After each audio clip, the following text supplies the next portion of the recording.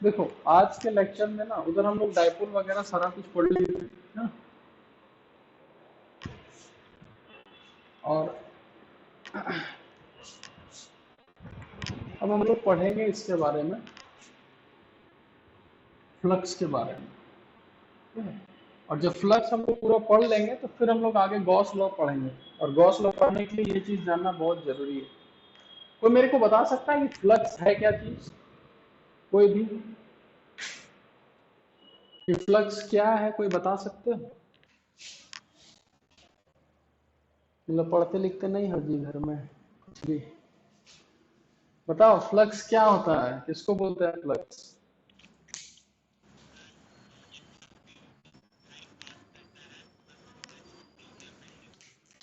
तुमने को इसमें क्या क्या बोल दिया? इलेक्ट्रिक फील्ड लाइंस पार करना चाहिए, परपेंडिकुलरली पार करना चाहिए। देखो लोग लोग कंफ्यूज कहां पर होते हैं। देखो फ्लक्स और इलेक्ट्रिक फ्लक्स दोनों में बहुत डिफरेंस है। ठीक है? अब फ्लक्स क्या है और इलेक्ट्रिक फ्लक्स क्या है, समझना ध्यान से। फ्लक्स किसको बोलते हैं? तो फिजिक्स में फ्लक्स का डिफाइन ऐसे करते हैं,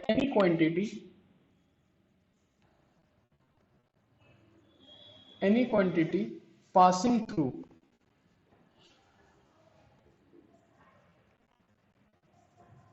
कोई भी quantity passing through any area, कोई भी क्वांटिटी अगर कोई एरिया में पास हो रहा है, कोई भी क्वांटिटी, तो हम लोग बोलते हैं फ्लक्स क्रॉस कर रहा है। तो इलेक्ट्रिक फ्लक्स में क्या होता है?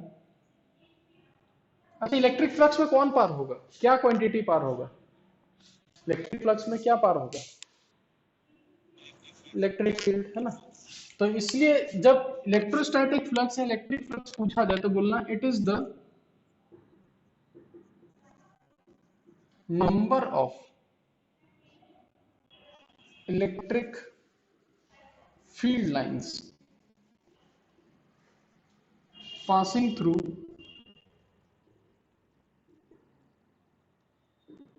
Any area. ठीक है, यानी कि समझना तुम ऐसे कि फ्लक्स क्या है, तो जनरली कोई भी क्वांटिटी किसी एरिया से अगर पास हो रहा हो तो उसको फ्लक्स बोलते हैं। तो कोई पूछे अगर इलेक्ट्रिक फ्लक्स क्या है, तो हम बोलेंगे it is the number of electric field line. जैसे वो बोला था पासिंग परपेंडिकुलरली, ऐसा कोई जरूरी नहीं है कि परपेंडिकुलरली पार हो। बस होना क्या चाहिए कि किसी भी एरिया के थ्रू कोई भी चीज अगर पार हो रहा है, उसको क्रॉस कर रहा है, तो जितना क्वांटिटी क्रॉस कर रहा है उसको फ्लक्स बोलते हैं। और वही अगर इलेक्ट्रिक फील्ड लाइंस क्रॉस कर रहा है तो उसको हम लोग क्या बोलेंगे? Electric flux. ठीक है, उसके बाद फिर आता है ये कि ये क्या होगा, स्केलर होगा कि वेक्टर होगा, बताओ। क्यों स्केलर, क्यों स्केलर? क्योंकि नंबर हम लोग काउंट कर रहे हैं, कोई भी चीज को अगर काउंट करते हैं तो वो चीज किस में जाएगा? स्केलर में। ठीक है, वेक्टर नहीं होगा ये।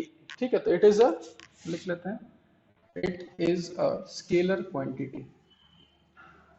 ये एक स्केलर क्वांटिटी है। ठीक है, यानी कि अगर हम लोग जनरल पढ़ें कि इलेक्ट्रिक फ्लक्स क्या है, तो इलेक्ट्रिक फ्लक्स तुम कैसे निकाल सकते हो कि नंबर ऑफ फील्ड लाइंस किसी भी एरिया के थ्रू अगर पार हो रहा है, तो जितना फील्ड लाइंस पार हो रहा है वही इलेक्ट्रिक फ्लक्स है और वो स्केलर क्वांटिटी है। ठीक है, अच्छा पहले ये बताओ, किस किस को इलेक्ट्रिक फील्ड लाइंस नजर आता है? किस कोई है जिसको नजर आता हो? बताओ, नजर आता है तुम लोगों को इलेक्ट्रिक फील्ड लाइंस? तो जब हाँ किस, अब ऐसा थोड़ी किसी को कोई चश्मा वश्मा पहन से दिख जाए, ऐसा कुछ नहीं है जिससे इलेक्ट्रिक फील्ड लाइंस दिख जाता है। तो जब इलेक्ट्रिक फील्ड लाइंस दिखता नहीं है आदमी को, तो फिर हम लोग काउंट करेंगे कैसे कि कितना इलेक्ट्रिक फील्ड लाइंस पार हो रहा है? बताओ कैसे काउंट करोगे फिर?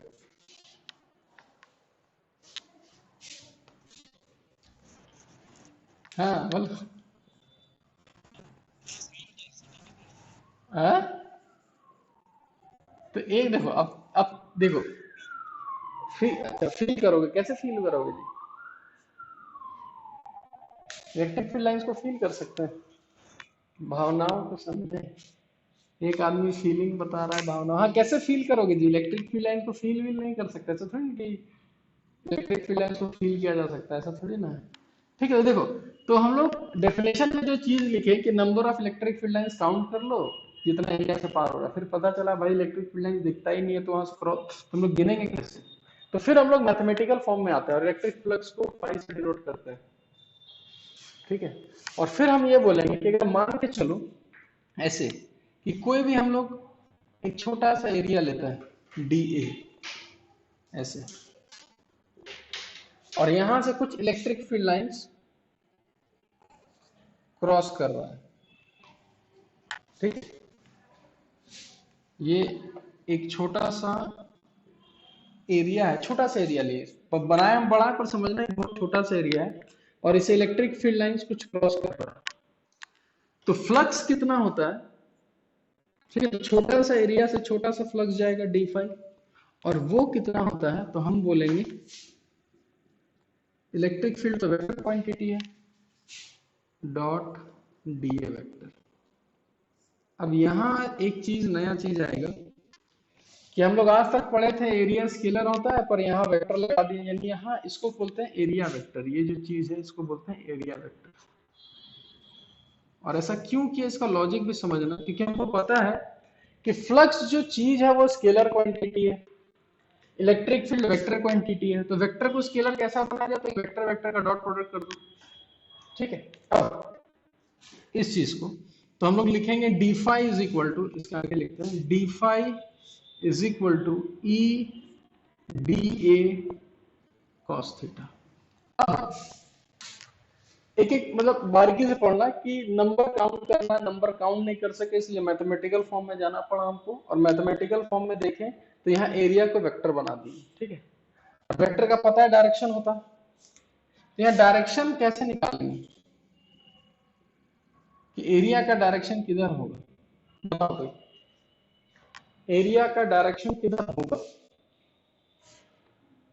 क्योंकि भाई उसको तो वेक्टर तो ले चुके हैं, बताओ कोई बताओ। परपेंडिकुलर होगा, किसके परपेंडिकुलर, सरफेस के परपेंडिकुलर, ठीक है। तो अब मान के चलो, समझना ध्यान से कि जैसे कि ये एक छोटा सा सरफेस है, मान के चलो छोटा सा, तो इसका एरिया वेक्टर ऐसे रखे हुए, तो इसका एरिया वेक्टर किधर जाएगा, किधर जाएगा इसका एरिया वेक्टर। अब तो अब याद रखना ये सरफेस है, तो इसके परपेंडिकुलर ऊपर भी पॉसिबल है नीचे भी पॉसिबल है, यानी कि एक सरफेस के लिए, ओपन सरफेस के लिए दो पॉसिबल है, इसका एरिया वेक्टर ऊपर भी आ सकता है नीचे भी आ सकता है। तो मान के चलते हैं कि इसका एरिया वेक्टर ऊपर है, ये हो गया डी ए वेक्टर, ठीक है। बड़ा बड़ा लिखते हैं डी ए वेक्टर, ठीक है। अब मेरे को बताओ ये डॉट प्रोडक्ट में थीटा आया, तो किसके बीच आएगा थीटा, किसके बीच एंगल है वो थीटा, बताओ। वो थीटा किसके बीच एंगल है, सरफेस के साथ एंगल है, किसके साथ एंगल है ये थीटा, बताओ। कोई नहीं पढ़ता है। हाँ, एरिया का मतलब कि अगर ध्यान से देखो चीज को, हाँ, तो सरफेस से कभी मत लेना एंगल, वो हमेशा एंगल कौन सा होता है, एरिया वेक्टर और इलेक्ट्रिक फील्ड के बीच। यानी ये थीटा जो एंगल है वो एंगल है तुम्हारा इलेक्ट्रिक फील्ड और एरिया वेक्टर के बीच में, और एरिया वेक्टर का डायरेक्शन किधर होता है, तो यहाँ लिखेंगे परपेंडिकुलर टू द सरफेस, ठीक है। इतना चीज उतार लो फटाफट, ये सिर्फ इलेक्ट्रिक फ्लक्स के बारे में पढ़े हम लोग, इतना चीज उतार लो जल्दी।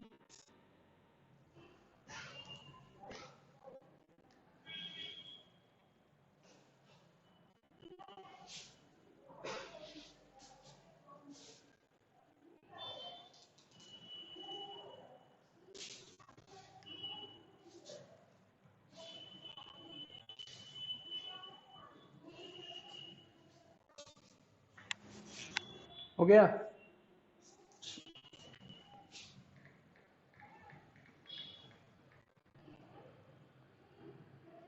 अच्छा एक चीज और है, फ्लक्स का यूनिट, यूनिट तो होगा, ऐसा तो नहीं बिना यूनिट का चल रहा है ये, इसका यूनिट क्या होगा, कोई भी ना ना, ये सब दिमाग नहीं लगाना कि इसको न्यूटन पर कूलम और इसको मीटर स्क्वायर कर दें। इसका एक अपना यूनिट है, उसका नाम क्या है? कोई भी भला आदमी बताओ।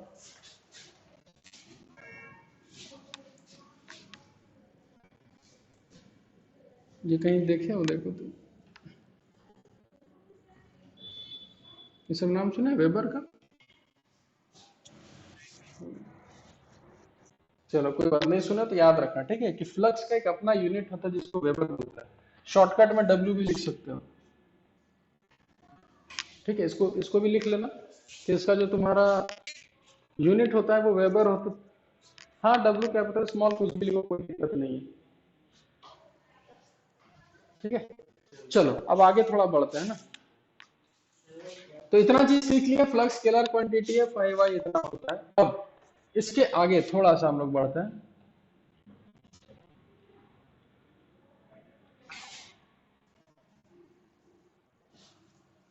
अब ध्यान से समझना, for flux to be maximum,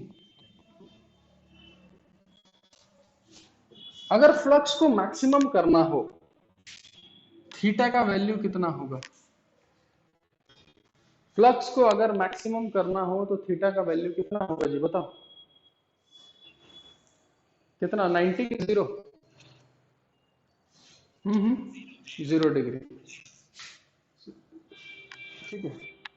0 degree, 0 degree का मतलब कि अगर ये एरिया वेक्टर है, ये वाला, तो इलेक्ट्रिक फील्ड कैसे जाएगा? हम्म, यानी कि इसके परपेंडिकुलर।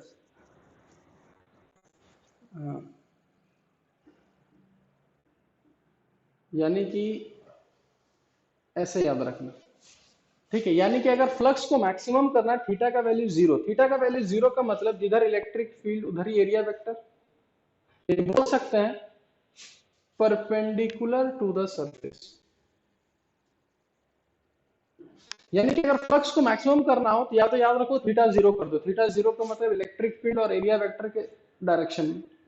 या फिर याद रखना सरफेस को क्या होना चाहिए, परपेंडिकुलर। तो अगर कोई फ्लक्स सरफेस के परपेंडिकुलर जा रहा है, इसका मतलब फ्लक्स मैक्सिमम पार हो रहा है, ठीक है। दूसरा चीज,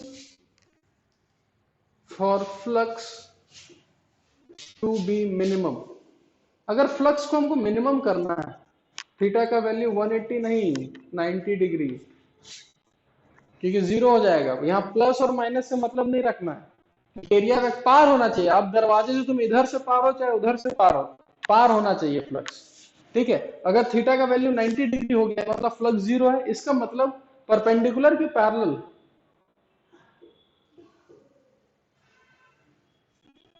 इसका मतलब कि अगर ये सरफेस है और इलेक्ट्रिक फील्ड ऐसे ही जा रहा है इस यानी एरिया वेक्टर से तो 90 डिग्री बना रहा है कि नहीं, लेकिन सरफेस के पैरेलल। अब तुम खुद समझो कि अगर कोई चीज, ये सरफेस है, अगर अगर कोई चीज ऐसे पार हो रहा है तो सब क्रॉस कर रहा है इसको, और अगर कोई ऐसे कर रहा है तो इसको कहां, इसको इसको क्रॉस ही नहीं कर पा रहा है ना, पैरेलल हो गया, यानी फ्लक्स तुम्हारा कितना है, 0। तो हमेशा याद रखना, मिनिमम फ्लक्स के लिए या तो पैरेलल कर दो या फिर थीटा का वैल्यू 90 डिग्री, और मैक्सिमम के लिए एरिया के परपेंडिकुलर जाना चाहिए, वो वाला सरफेस के परपेंडिकुलर, या फिर थीटा का वैल्यू 0 बोल दो, ठीक है। अब जैसे कि हम लोग फॉर्मूला लिखे थे, D phi is equal to E D A cos theta. अगर तुमको पूरा फ्लक्स चाहिए, टोटल फ्लक्स, तो इंटीग्रेट करना होगा कितना, ई डी ए कॉस थीटा। समझ में आया? चलो अब एक क्वेश्चन देते हैं, उस क्वेश्चन को तुम लोग पहले बना के दिखाओ। और याद रखना ये वाला कि इससे यहां से दो होगा कि if electric field is uniform, तो डायरेक्ट बोलेंगे flux is equal to E A cos theta, क्योंकि उस समय इंटीग्रेशन ई से बाहर आ जाएगा और डी ए का इंटीग्रेशन ए हो जाएगा। तो याद रखना कि अगर यूनिफॉर्म इलेक्ट्रिक फील्ड मिल गया तो फ्लक्स होगा ई ए कॉस थीटा, ठीक है। चलो तो एक क्वेश्चन ये रहा,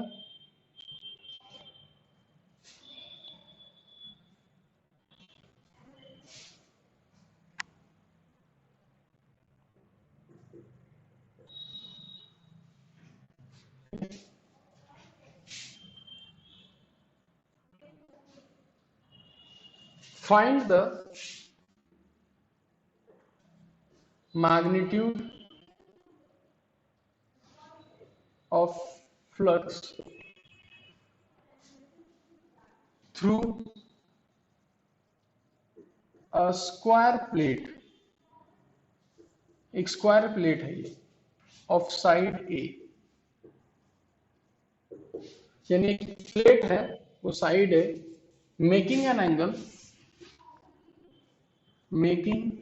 angle 30 degree with XZ plane.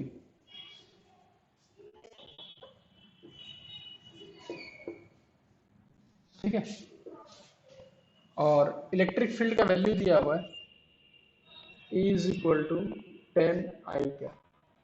चलो ट्राई करो तो इस क्वेश्चन को। सबको क्वेश्चन क्लियर है? देख लो,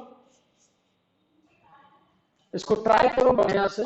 सिंपल सा क्वेश्चन, इलेक्ट्रिक फील्ड 10I क्या दिया हुआ है, एक स्क्वायर प्लेट जिसका साइड ए है और वो XZ प्लेन से कितना एंगल बना रहा है, 30 डिग्री। बताना है फ्लक्स कितना होगा।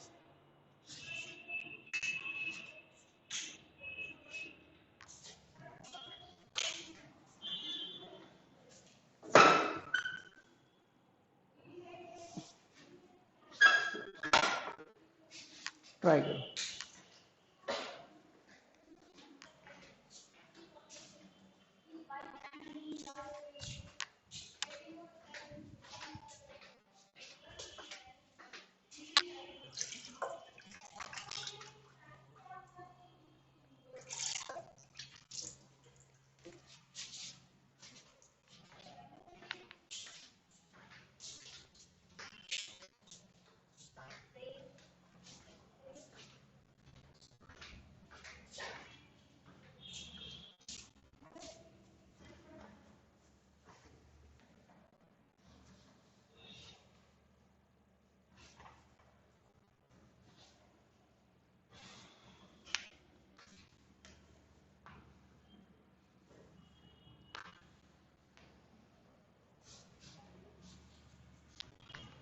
चलो किसी का आंसर आया?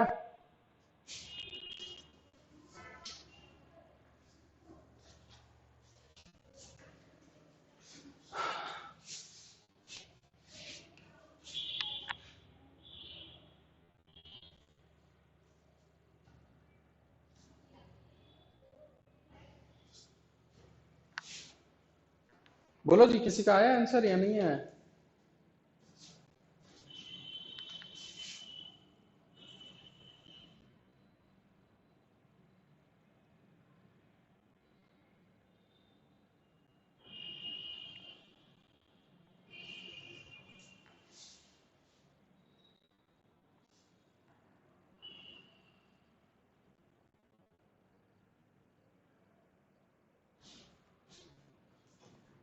देखो इधर, देखो आवाज आ रहा है सबको या नहीं आ रहा? देखो इधर, आंसर बताते हैं कितना है। चलो देखो, खाली लॉजिक समझ लेना बस। इलेक्ट्रिक फील्ड आई है, मतलब इलेक्ट्रिक फील्ड एक्स एक्सिस में है, और हमको पता है जो एंगल होता है वो सरफेस के साथ एंगल नहीं होता है, एरिया वेक्टर के साथ एंगल होता है। ठीक है, अब खाली एक लॉजिक ध्यान से समझना है, अगर वो सरफेस के साथ, समझना ध्यान से, देखो ध्यान से कि अगर ये प्लेट ऐसे है, समझना ध्यान से, ठीक है, इलेक्ट्रिक फील्ड इधर है और ये एरिया वेक्टर है, समझना ध्यान से। तो अगर इलेक्ट्रिक फील्ड इससे 30 डिग्री बना रहा है, समझना, सरफेस से, तो एरिया वेक्टर से कितना बनाएगा बताओ? 60 डिग्री। सिंपल सिंपल बोल सकते हैं। वही कंसेप्ट यहां लगाना है कि यहां पर अगर हम देख रहे हैं कि जो मेरा इलेक्ट्रिक फील्ड है वो सरफेस के साथ, तुम्हारा जैसे इसको ऐसे समझो, हाँ इसको थोड़ा अगर देखोगे कि तुम्हारा ये x है, ये y है और ये z है, तो तुम्हारा ये वाला yz प्लेन है, सॉरी xz प्लेन है, और xz प्लेन ये वाला है, उससे ये 30 डिग्री बना रहा है। ठीक है, 30 डिग्री बना रहा है। और इलेक्ट्रिक फील्ड इधर है, तो इलेक्ट्रिक फील्ड इससे 30 डिग्री बना रहा है, इसका मतलब जो एरिया वेक्टर होगा उससे 60 डिग्री बनाएगा, इसका मतलब थीटा का वैल्यू 30 नहीं होगा, 60 डिग्री होगा। ठीक है, तो हम लोग को पता है कि इलेक्ट्रिक फील्ड यूनिफॉर्म है, तो flux is equal to, simple लिखेंगे, ई ए कॉस थीटा, ई का वैल्यू 10, एरिया हो गया ए स्क्वायर और हो गया कॉस 60 डिग्री। कॉस 60 डिग्री कितना होता है 1/2, यानी आंसर होगा 5a स्क्वायर। समझ में आया? तो हम मैग्नीट्यूड पूछे सिंपल, है ना, तो प्लस माइनस देखना ही नहीं है, सिर्फ मैग्नीट्यूड 5a स्क्वायर बता देना। ठीक है, उसके बाद एक क्वेश्चन और देते हैं। अच्छा, अगर यही समझो कि अगर ये 10 जे कैप होता, अगर ये 10 जे कैप होता तो फ्लक्स कितना होता, जल्दी बताओ। ये 10 आई का आंसर है। अगर इलेक्ट्रिक फील्ड 10 जे कैप होता तो कितना होता 10, हाँ हाँ, 10 जे कैप का मतलब ऊपर होता, तो ये सरफेस के साथ 60 डिग्री बना रहा है, इसका मतलब जो एरिया वेक्टर है उसे 30 डिग्री बनाएगा। इसका मतलब ई ए कॉस थीटा, ई का वैल्यू हो गया 10, हाँ ये 30 डिग्री हो गया, तो इसका आंसर हो जाएगा 5√3a²। समझ में आया? हाँ, तो ये सिर्फ हम बताएं क्वेश्चन कि तुम एंगल में एंगल पहचान पाओ कि एंगल कितना होता है। ठीक है, अब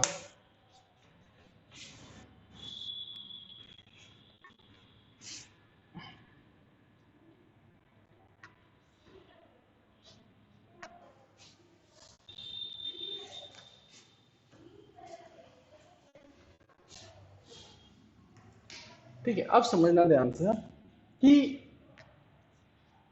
क्वेश्चन किस टाइप से आ सकता है, कि जैसे कि सबसे पहले दो सरफेस का बात करेंगे, एक ओपन सरफेस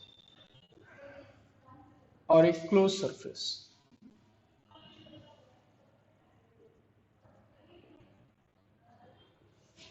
यानी कि ओपन सरफेस और क्लोज सरफेस का मतलब क्या है कि अगर हम सिर्फ एक प्लेन शीट लेते हैं इस टाइप का, तो ये ओपन है, ओपन का मतलब इधर से भी ओपन इधर से ओपन। क्लोज्ड का मतलब क्या है कि अगर हम एक बॉक्स ले लेते हैं ये वाला, तो इसका मतलब ये तुम्हारा क्या है, क्लोज सरफेस। मतलब आइडेंटिफाई कर सकते हैं कि कौन सा ओपन है कौन सा क्लोज्ड है। ठीक है, तो बताओ तो ये जो एक हॉलो स्फेयर, ठीक है, हॉलो स्फेयर, ठीक है, वो क्लोज है कि ओपन है? हॉलो स्फेयर क्लोज है क्योंकि वो सब तरफ से बंद है। ठीक है, हॉलो हेमिस्फेयर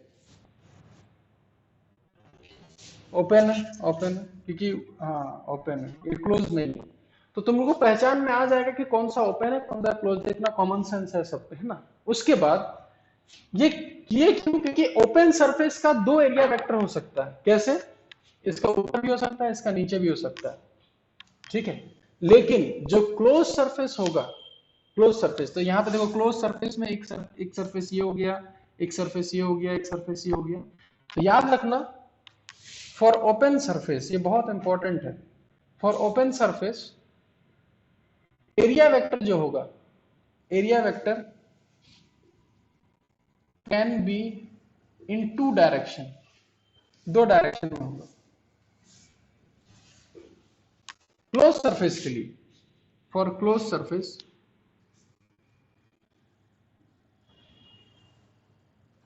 एरिया वेक्टर जो है, area vector is always outward, हमेशा बाहर होता है, इनवर्ड कभी नहीं होता। ठीक है, ये याद रखना ये पॉइंट। यानी कि अगर हम ये डब्बा लेते हैं पूरा और ऊपर वाले सरफेस का बात करेंगे तो इसका एरिया वेक्टर किस साइड होगा बताना जरा। किधर होगा? परपेंडिकुलर इन, ऊपर होगा।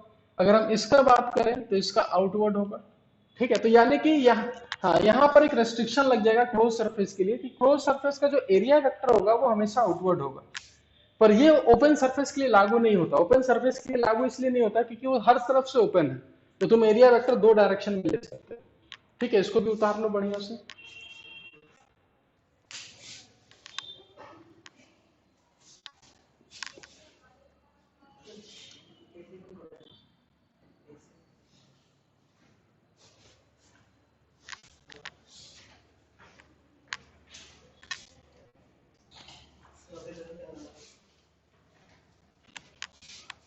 ठीक है, चलो आगे बढ़े, हो गया।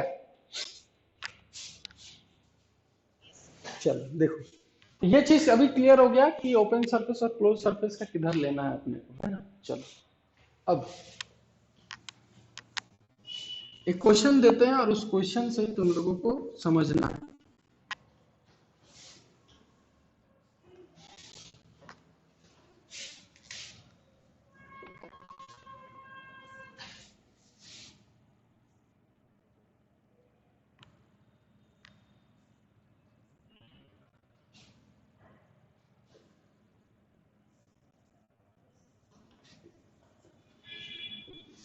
समझना, एक क्यूब है, कौन सा cube, A by A by A का, ठीक है।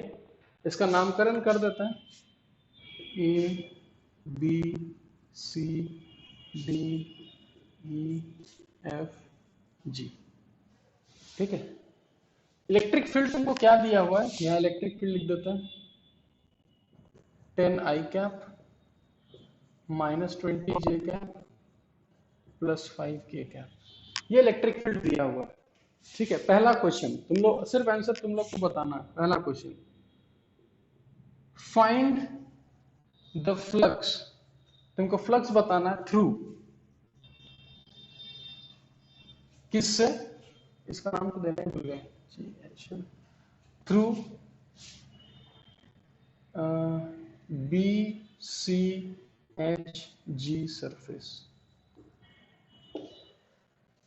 चलो फटाफट बताओ, तुमको फ्लक्स बताना है इस सरफेस से, B C H G surface, कितना होगा।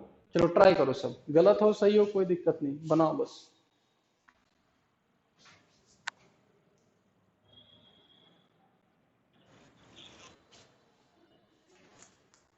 0।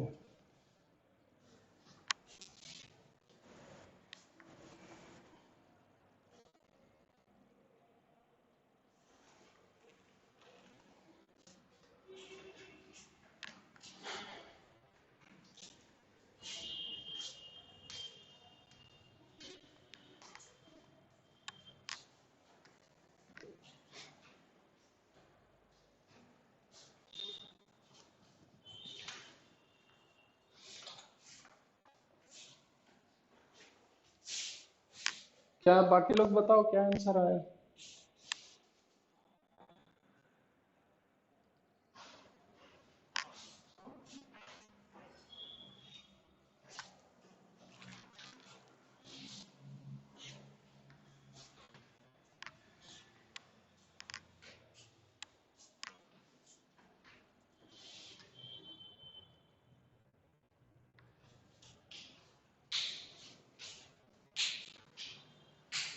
देखो इधर देखो, जिससे आंसर नहीं आया वो समझना है इधर से। सबसे पहले तुमको कौन सा सरफेस बोला गया है, ये वाला, ऊपर वाला। इसका एरिया वेक्टर किधर होगा, जल्दी बताओ, किस साइड होगा इसका एरिया वेक्टर, ऊपर होगा। हाँ, चलो तो एरिया वेक्टर ड्रॉ कर दिया, ऊपर है, ठीक है। अब तुम लोग खाली को थोड़ा कॉमन सेंस यूज करो, यहाँ इलेक्ट्रिक फील्ड जो है उसका एक्स कंपोनेंट भी है, वाई कंपोनेंट भी है, जेड कंपोनेंट भी है, ठीक है। अगर हम सिर्फ हाँ, अगर हम सिंपल सिर्फ अगर एक्स एक्सिस को देखें तो क्या एक्स एक्सिस वाला इलेक्ट्रिक फील्ड इस सरफेस को क्रॉस कर सकता है कि नहीं कर सकता है, बस ये बताओ, हाँ या ना। क्या एक्स एक्सिस वाला इस सरफेस को क्रॉस कर सकता है या नहीं कर सकता है, बताओ। नहीं कर सकता, क्यों, क्योंकि एक्स एक्सिस वाला जो इलेक्ट्रिक फील्ड है तुम्हारा इसके पैरेलल हो जाएगा। ऊपर वाला सरफेस, अपने रूम को ही देखो ना, सिर्फ अपने घर में जो है रूम को एनालाइज करो कि ऊपर वाला छत जो होगा वो वाला सरफेस होगा, तो एक्स एक्सिस वाला पार ही नहीं हो पाएगा, क्यों, क्योंकि सरफेस के पैरेलल हो गया, और पैरेलल होता है तो जीरो होगा, यानी इसका कुछ नहीं हो सकता, ठीक है।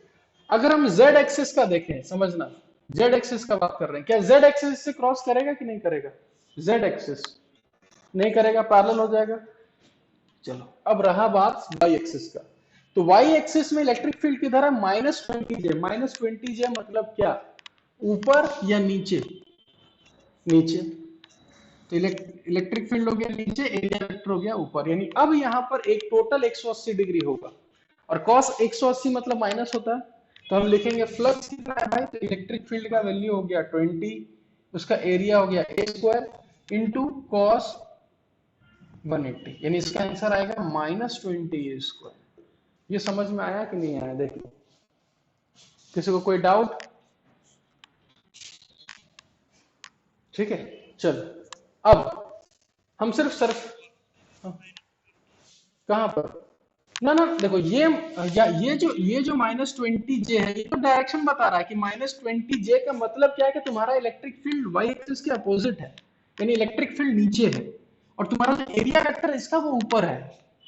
ठीक है, तो यहाँ इलेक्ट्रिक फील्ड -20 नहीं लेना, यहाँ तो सिर्फ मैग्नीट्यूड लेना है 20, एरिया ए स्क्वायर, और हम बोलेंगे कि अब दोनों के बीच एंगल कितना है 180, तो यहाँ cos 180, यानी आंसर होगा -20 ए स्क्वायर। ठीक है, ये -20 सिर्फ डायरेक्शन के लिए है, यहाँ कोई डायरेक्शन यूज नहीं होना। ठीक है, अब हाँ बोलो।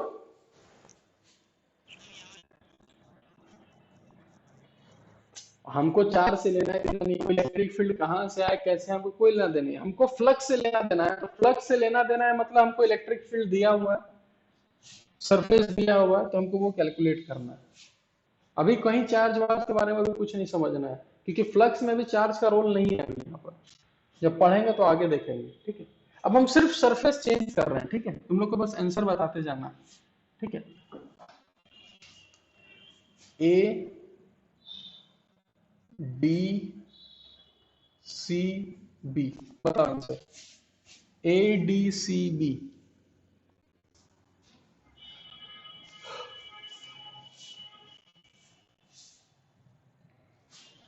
बताओ बताओ बताओ बताओ।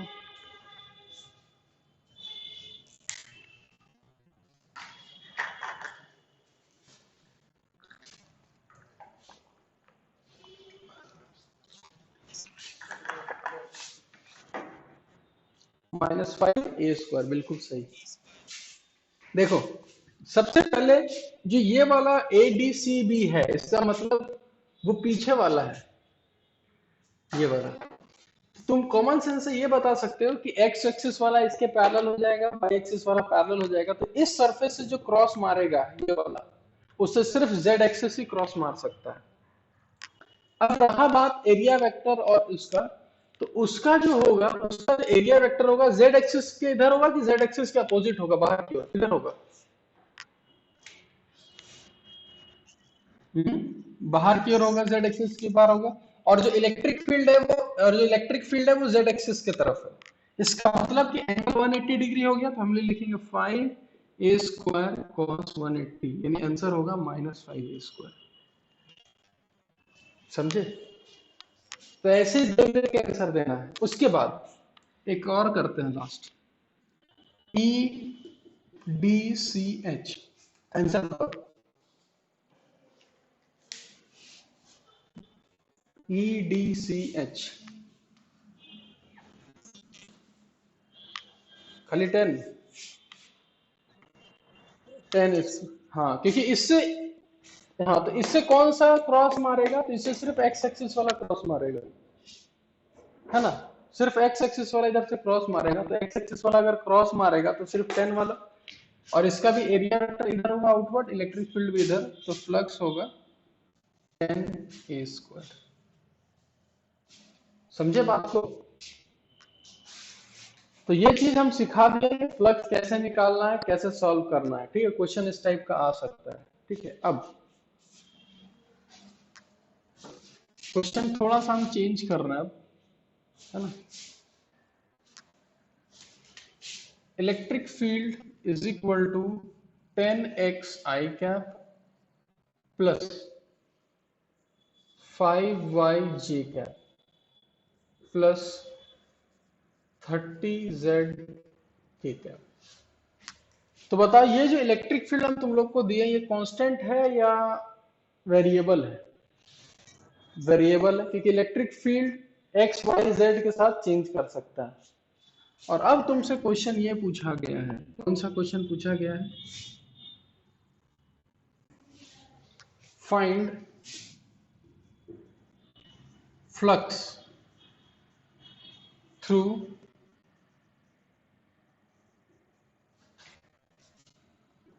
ए बी जी एफ सरफेस। चलो इसको अपने से थोड़ा दिमाग लगा के थोड़ा बताओ, ए बी जी एफ जो सरफेस है उसे फ्लक्स कितना जाएगा?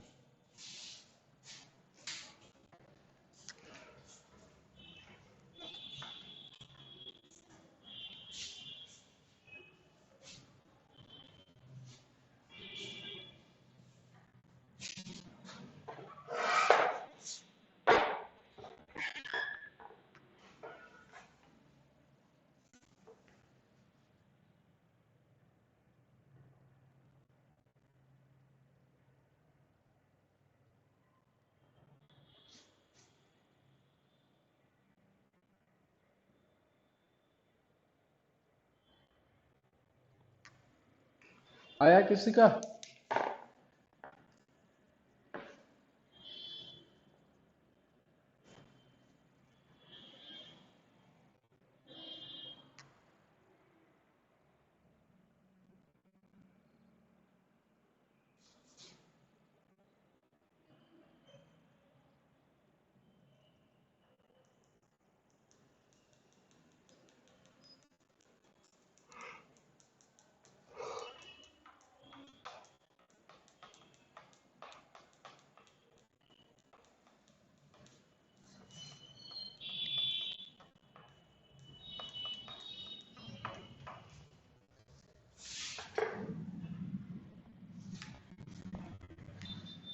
बोलो जी, किसी का आया आंसर या बताएं हम फिर?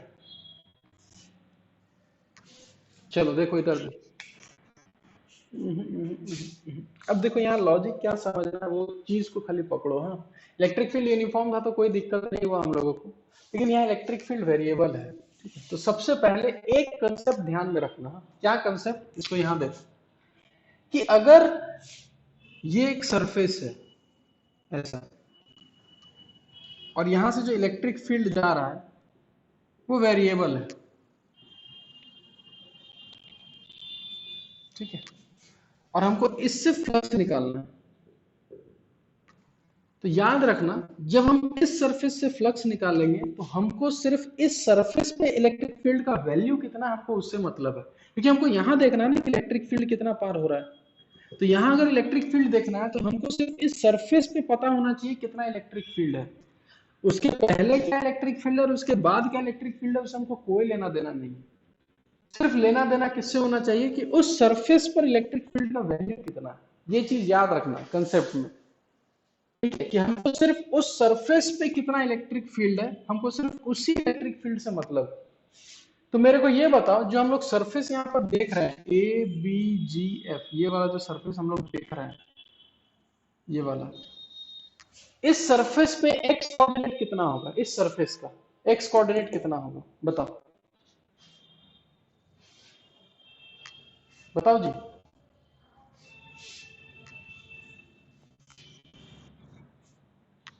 एक्स कोऑर्डिनेट कितना होगा? एक्स कोऑर्डिनेट इस, अगर इस सरफेस का हम लोग बात करें तो इसमें हम कोई भी पॉइंट अगर लें तो उसका एक्स कोऑर्डिनेट कितना होगा, हम ये पूछ रहे हैं। 0 होगा। ठीक है, तो इसके लिए एक्स कोऑर्डिनेट हो गया 0। ठीक है, अब इस सरफेस से कौन सा कंपोनेंट पास होगा? X component, Y component, electric field का कौन सा कंपोनेंट पार होगा इस सरफेस से? एक्स वाला, वाई वाला या जेड वाला? बताओ खाली। एक्स वाला वाई जेड पार होना नहीं। ठीक है, तो हम बोलेंगे कि देखो इस सरफेस में, इस सरफेस से सिर्फ एक्स एक्स वाला पार होगा। ठीक है, तो हमको सिर्फ एक्स वाला इलेक्ट्रिक फील्ड से मतलब है। ठीक है, अब देखा यह जा रहा है कि इस सरफेस के लिए एक्स कोऑर्डिनेट है कितना? 0। तो मेरे को यह बताओ इलेक्ट्रिक फील्ड कितना लोगे? जल्दी बताओ, इस सरफेस के लिए कितना लोगे जी?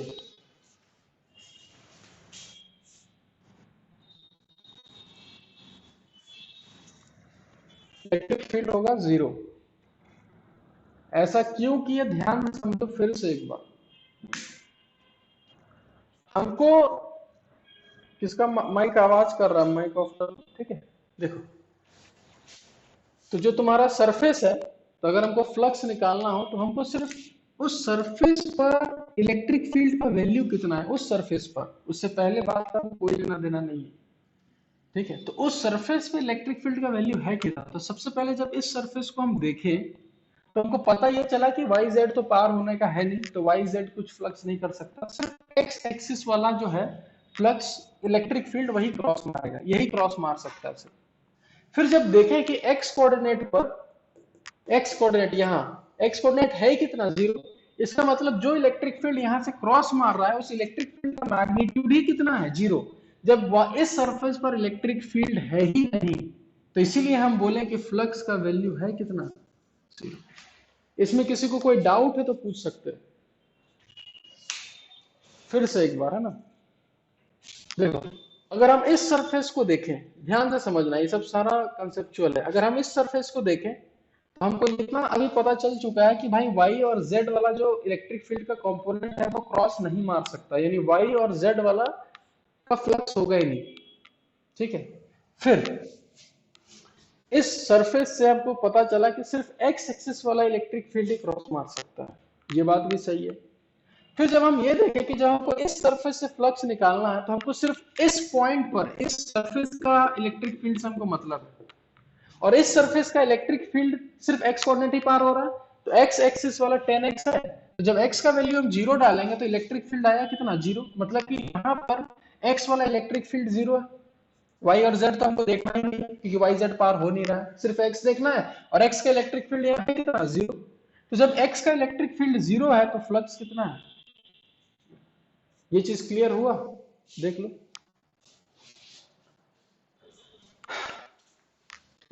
नेक्स्ट, अगर हम सरफेस चेंज कर रहे हैं, कौन सा, सी डी ई एच, इसको एक बार तुम लोग बताओ, सी डी ई एच का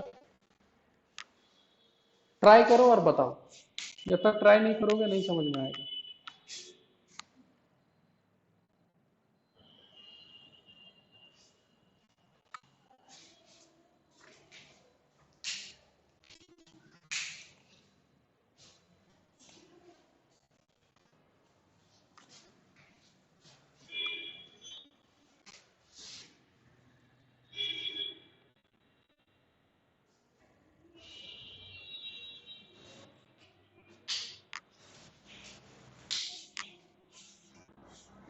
टेन ए क्यूब, हाँ बिल्कुल सही, हाँ एकदम सही। देखो अब आंसर कैसे देना है, अब इंटीग्रेशन में मत फंसना कि वहां इलेक्ट्रिक फील्ड वेरिएबल इंटीग्रेट करना है, ठीक है। हम सिंपल क्या बोले, हमको अब इस सरफेस से लेना है, इस सरफेस से, तो इस सरफेस से पहले ये बताओ कौन सा कंपोनेंट पार होगा, एक्स वाला, वाई वाला कि जेड वाला, ये बताओ। एक्स वाला, ठीक है। हाँ, तो वाई जेड से हमको कोई लेना देना नहीं है, हमको सिर्फ एक्स से लेना देना है। अब हमको पता है कि यहाँ इलेक्ट्रिक फील्ड 10x पार हो रहा है, और इसके लिए x कोऑर्डिनेट कितना होगा, इस सरफेस के लिए x कोऑर्डिनेट कितना होगा बताओ, a होगा, a होगा। तो इलेक्ट्रिक फील्ड का जो वैल्यू होगा वो हो जाएगा 10a, 10x है तो x का वैल्यू a, तो इलेक्ट्रिक फील्ड हो गया 10a, और इसका जो एरिया वेक्टर है वो भी बाहर है, तो हम लोग फ्लक्स लिखेंगे 10a, तो इलेक्ट्रिक फील्ड हो गया, इंटू ए स्क्वायर उसका एरिया हो गया, और एंगल हो गया 0 डिग्री, तो आंसर हो गया 10a क्यूब। अब क्लियर हुआ तो फ्लक्स वगैरह, ठीक है। चल अब जो मेंस में आया हुआ क्वेश्चन है हम वो दे रहे हैं, अब तुम लोग को बना के दिखाना है, ठीक है। इसको मिटा रहे हैं पूरा, जितना जल्दी बना सको उतना फायदा है, याद रखना। अब क्वेश्चन में तुम्हारा मेंस में देखो क्या क्वेश्चन आया था, वापस एक तुम्हारा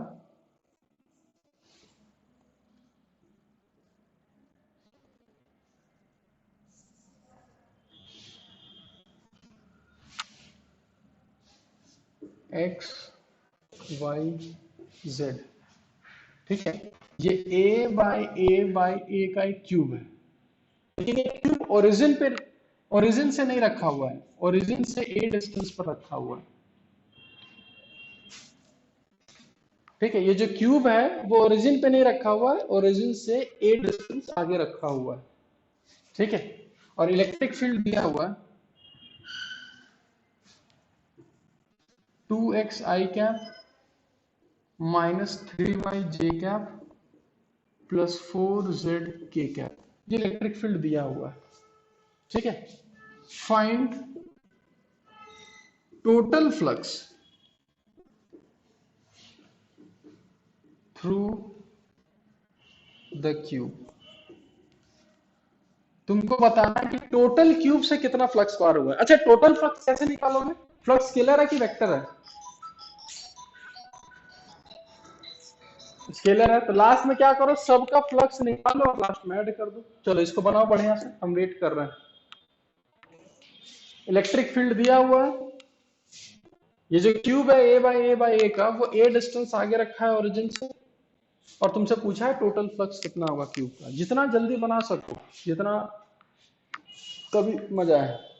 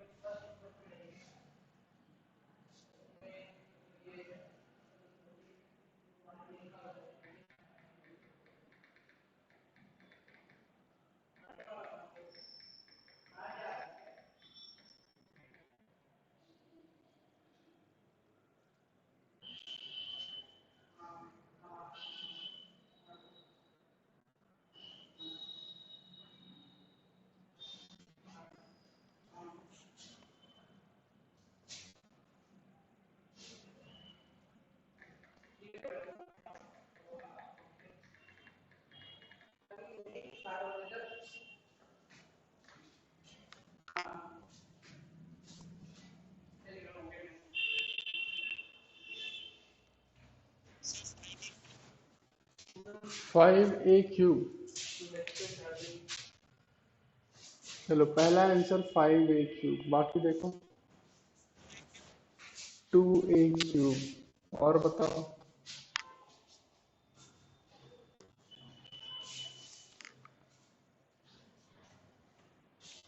सब ट्राई करो, सब अच्छे से।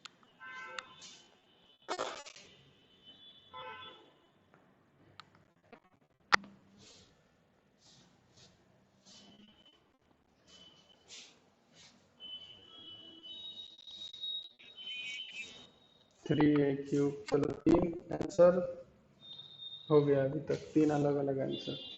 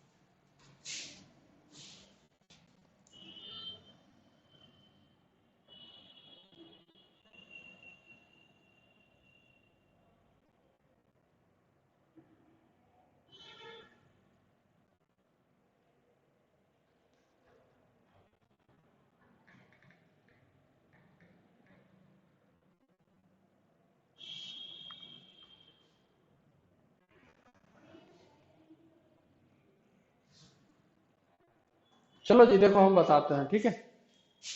बताए, इधर देखो, इधर एक एक करके, हाँ हम सरफेस चूज कर रहे हैं, तुम लोग आंसर बताओ। सबसे पहले ये जो नीचे वाला सरफेस है, इससे कौन सा कंपोनेंट क्रॉस मारेगा, एक्स वाई या जेड, जल्दी बताओ। वाई, ठीक है। अब इस अब इस सरफेस के लिए वाई कोऑर्डिनेट कितना है बताओ। इस इस अरे जीरो है ना जी। इस सरफेस के लिए वाई कोऑर्डिनेट कितना है, जीरो। ये सरफेस किसमें, एक्सजेड प्लेन में है। तो एक्सजेड प्लेन में कोई भी चीज रहेगा तो उसका वाई कोऑर्डिनेट हमेशा कितना रहेगा, जीरो रहेगा ना।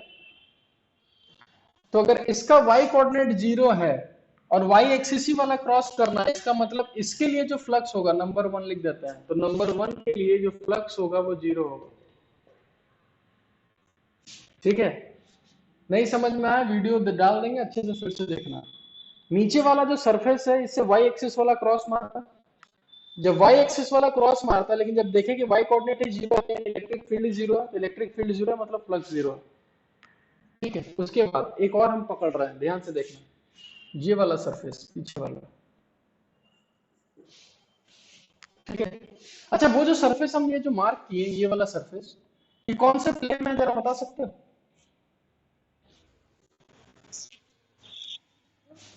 कौन से प्लेन में है वो, एक्स एक्स और वाई प्लेन में है ना, एक्स वाई प्लेन में।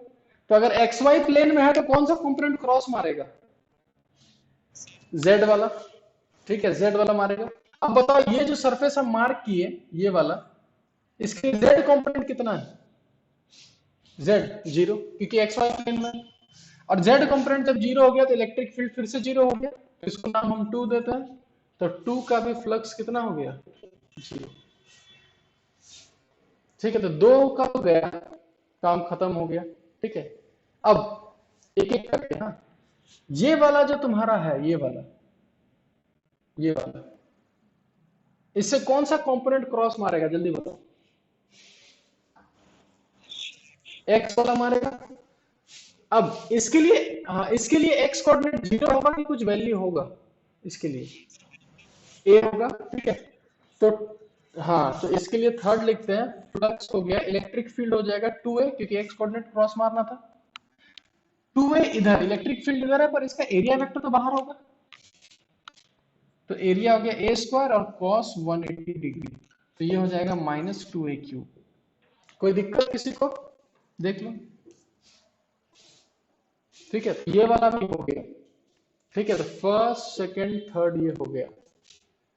ठीक है, अब सबसे ऊपर वाला, ये वाला, सबसे ऊपर वाला, ये जो ऊपर वाला है ना, ये वाला, इससे कौन सा कंपोनेंट क्रॉस मारेगा, वाई वाला मारेगा। ठीक है, और वाई वाला मारेगा, और इसके लिए वाई कोऑर्डिनेट कितना होगा, ए होगा। ठीक है, अब इलेक्ट्रिक फील्ड किधर है, देखो -3y, यानी इलेक्ट्रिक फील्ड नीचे है और एरिया वेक्टर ऊपर है, यानी cos 180 होगा। तो हम डायरेक्ट लिख रहे हैं, फ्लक्स इज इक्वल टू, सीधा कितना लिखोगे, 3a इंटू ए स्क्वायर, और उल्टा है तो cos 180, इसका आंसर हो जाएगा -3aq। समझ में आया ये चीज। ठीक है, अब ऊपर वाले, हाँ, ऊपर वाले का हो गया। अब ये वाला, ये वाला, ये वाला, ये वाला जो है ना, ये वाला कौन सा कंपोनेंट क्रॉस मारेगा उससे, जल्दी बताओ। एक्स वाला मारेगा, और इसके लिए एक्स कोऑर्डिनेट कितना है, 2a। ठीक है, तो 5 का हम डायरेक्ट लिखते हैं फ्लक्स, तो इसके लिए एक्स को इलेक्ट्रिक फील्ड इतना हो गया, तो यहाँ 2a, तो ये हो गया 4a। एरिया हो गया ए स्क्वायर, और इलेक्ट्रिक फील्ड इधर ही है, एरिया इधर ही है, तो cos 0 डिग्री, तो ये हो गया 4aq। ठीक है, ये वाला भी हो गया। अब कौन सा बचा, तो ध्यान से समझना, हम यहाँ सब मिटा रहे हैं धीरे धीरे। ये वाला जो दिखा ना, बाहर वाला, इस साइड, यहाँ ये वाला, इस साइड वाला, बाहर वाला, इससे कौन सा कंपोनेंट क्रॉस मारेगा, इससे जेड वाला मारेगा, जेड मारेगा इधर। और यहां से देखो जेड एक्सिस में कितना है, ए डिस्टेंस आगे है। ठीक है, तो यहां लिखते हैं। ठीक है, z इधर वाला, तो उसके लिए हो जाएगा z में कितना है 4, तो 4a हो गया, एरिया हो गया a स्क्वायर, और z एक्सिस में ही एरिया वेक्टर निकलेगा, इलेक्ट्रिक फील्ड भी इधर है cos 0, तो आंसर हो गया 4aq। ठीक है, तो टोटल 6 हो गया। और कोई बाकी है देखो,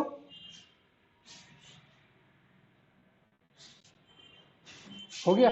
तो फाइनली देखो कितना आंसर होगा, तो -2a³ -3a³ -5a³ -5 4a³ 4a³, तो 8 में से 5 चला गया, तो आंसर तुम्हारा कितना होगा 3a³।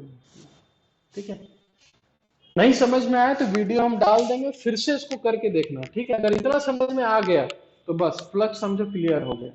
ठीक है, और इसको नेक्स्ट क्लास में हम लोग फिर से सीखेंगे कि फ्लक्स कैसे निकालेंगे हम लोग, है ना, और भी इससे थोड़ा आगे बढ़ेंगे।